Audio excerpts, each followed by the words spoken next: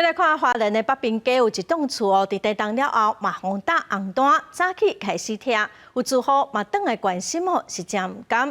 花莲县政府统计有32栋红单的建筑物，建设处是表示讲不一定拢爱拆掉哦，有的是会当来补强。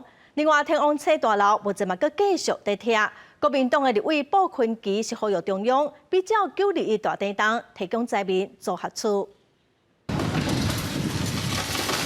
庄下表面一直落来，怪树位大楼顶开始听，北平街这栋面体，挡未掉这摆强烈地震，加做地震第3栋两卡下建物，初到早起开始听。民国77年发使用执照，这栋10户的面体经过36年，当过911大地震、控制地震，不过这摆不幸无法度渡过难关，爱听掉。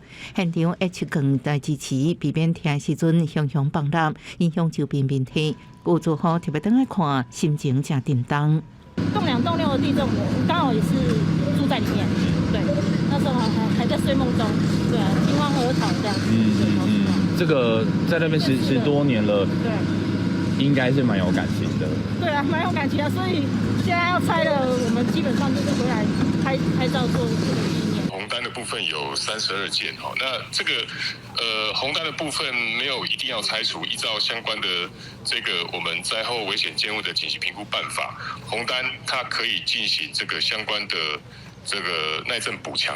建设处表示，会用24点钟拆除3到5天完成。不过不知北平街这一栋面体破坏街后一个面体，损坏程度相对悬，列为下一间拆除名单。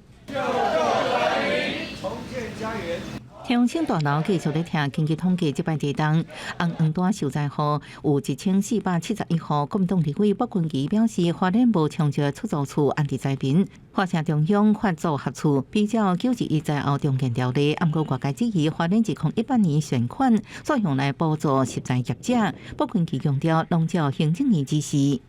实在业者是花莲的第2大产业，是由蔡总统来宣布。200亿的贷款，20亿的补助，来给食材业者来重建。我们现在最重要的，其实应该是我们担心的是，我们天王星拆除之后的我们的重建的基金是在哪里？针对天王星大楼顶红单受灾户，目前每一人得到1万块的紧急救济金，佮协助税厝补助，灾民望政府加大补助的力头。记者综合报道。